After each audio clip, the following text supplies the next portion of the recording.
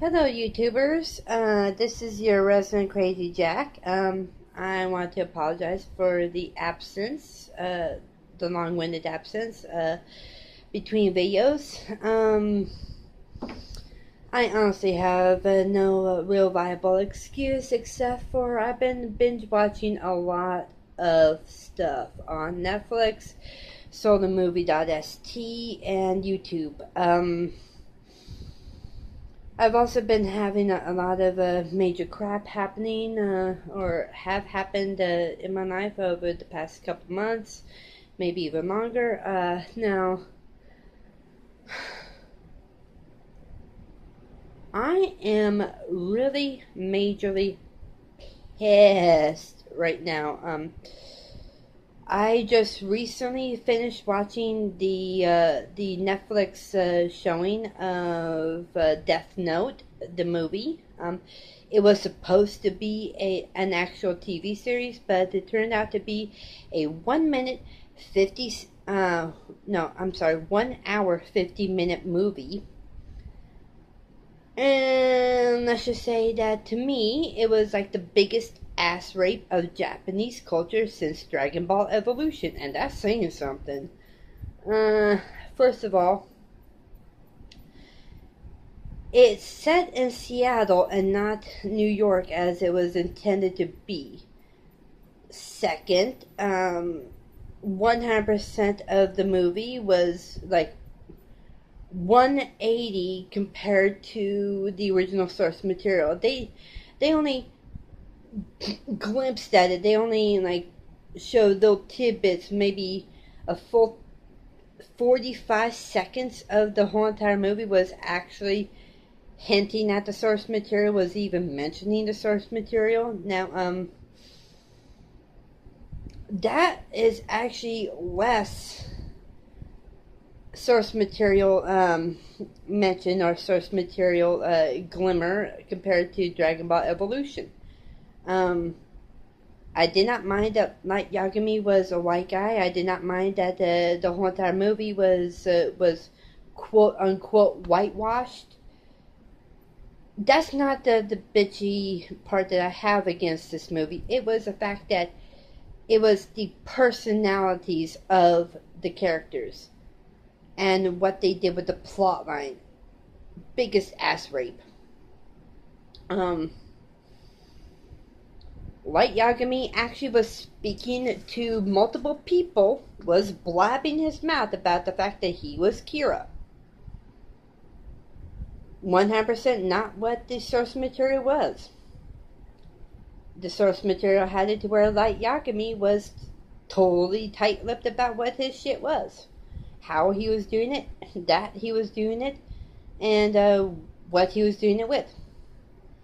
He talked to his then classmate in North Seattle High School. He talked to a cheerleader about what he was doing, how he was doing it, what he was doing it with. Cheerleader was like all for it. But Light Yagami in the source material was not a blabber. In fact, if anything else, he was like a sick genius when it comes to keeping his identity a secret. Number two, the Death Note itself. It did not look like your traditional compilation or comprehension notebook like normal students would use for like their in-school diaries or notes. It looked like it was basically an old 16th century Necronomicon bound in leather. That's bullshit. On top of that, I'm not sure what number I'm on, so roll with it. I also did not mind that L was featured by a black dude. What I had a problem with is that a major what the fuck problem with the L is the fact that he became a whiny emo bitch. It's like L does not give into emotions. He was never into like showing emotions. In fact, and the source material has it to where he's just as tight-lipped and mysterious as Light. And in this one, it's like as soon as he caught a glimpse of who Kira might be, he was like all up on it with emotion, like, I know who you are and I'm going to get you. Yeah, that was featured a little bit in the source material with the anime, but he just became a little whiny, emotional emo bitch throughout the whole entire movie after that. And that was not clearly the case with the source material.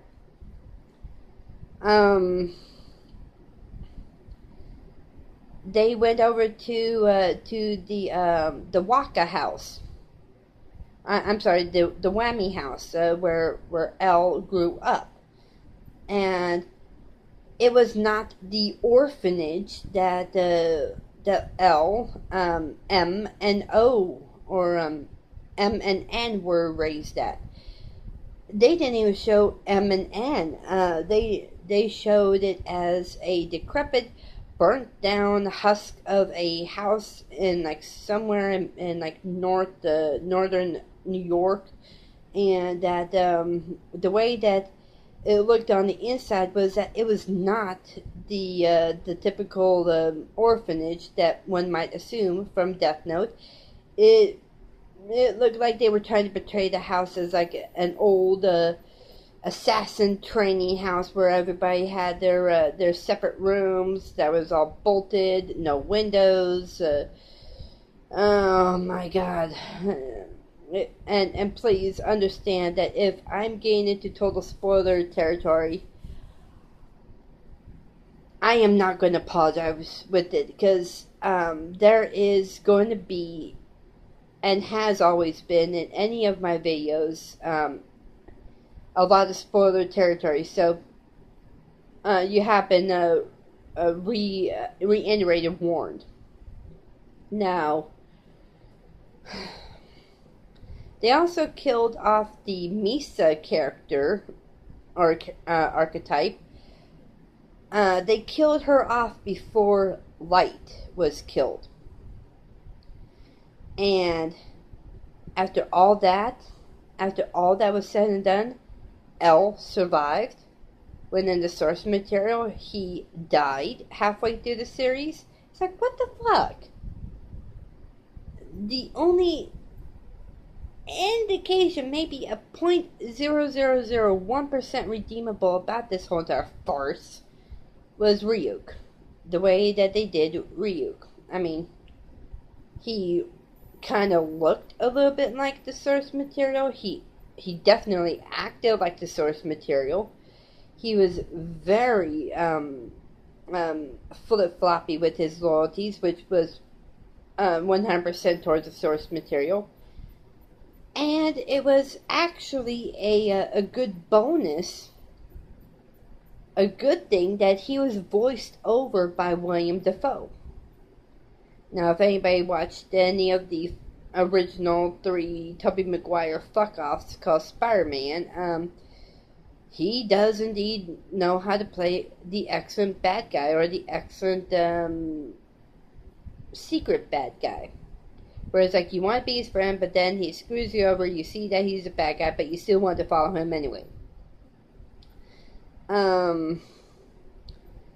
But the way that they kept on having Ryukin in the same frame as the humans,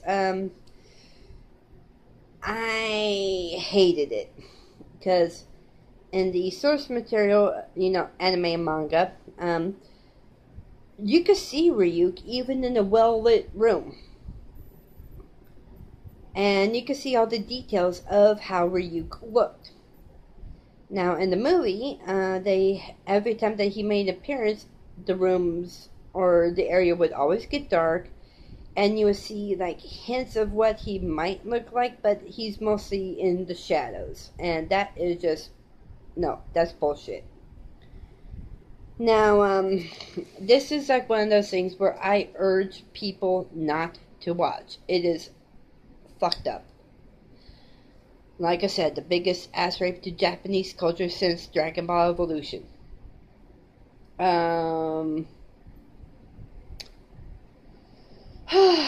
However, to me, the only true live action adaptations that were actually like 75% spot on with the source material is the original trio Japanese live actions.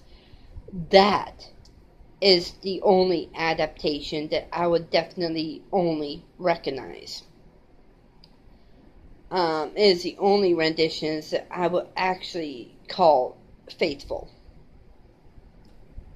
And Robin Senpai from Anime America, if you're watching this, I hope you agree with me, because I know that if you're seeing this on Netflix, you will be livid. On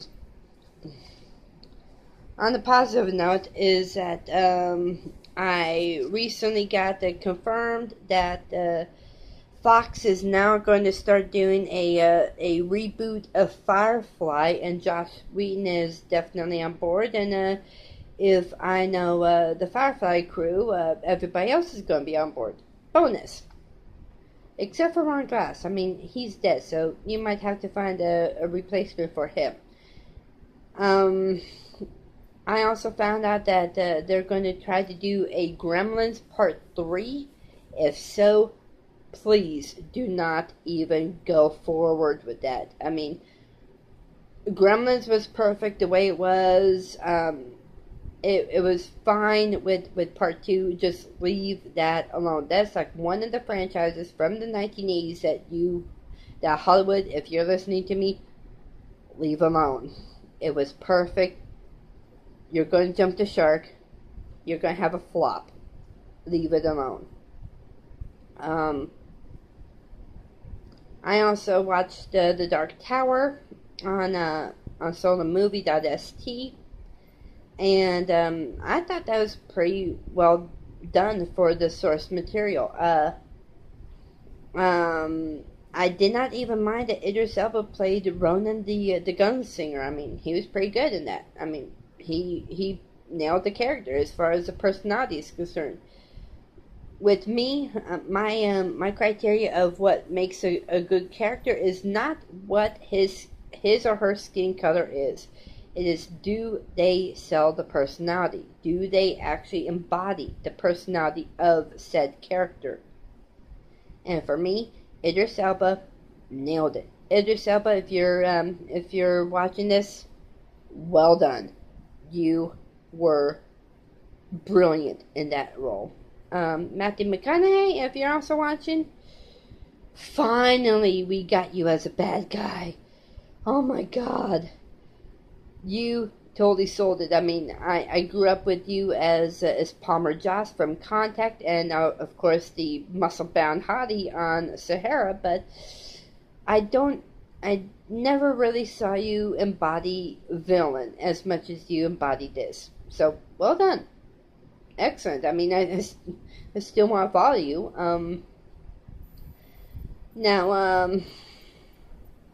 I don't know how much more time I have on this, because I'm also trying to get a 16 gig SD card for SD chip for my phone, so I could have like a much more ample amount of time videotaping for YouTube. So bear with me. I will try to continue to make more videos. Time frame willing, and if I end up not being way too busy with what else has been going on. Oh,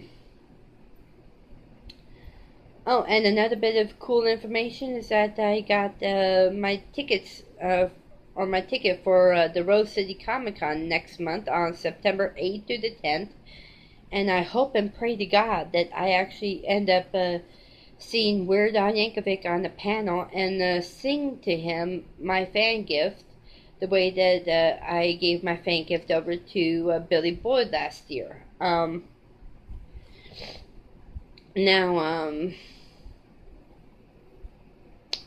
That's another reason why I was trying to get the SD chip, is because it would also give me ample opportunity and ample space to film my experience at the Comic-Con, so therefore I could upload it to YouTube as well. So if you don't see another video by September 8th, I will be live and in color and in living color over at the Rose City Comic Con. So if I don't see you till then, see you at the convention. Now, this is, oh, and don't forget to like, subscribe, and in the future, I'm hoping to have a Patreon account. So, like Mr. Hodges from History Buffs channel is would always say, if you like the show, help the channel grow. So, like, subscribe, and if you want to look us up on Facebook, it is numeral 3 Crazy Jacks at Facebook. Join up. It's still the baby channel, so forgive us if there's not as much media on there. Well, I guess I don't have anything else to say at the moment on the geeky level, but I'll talk to you guys soon. And as always, peace, love, and nerd out.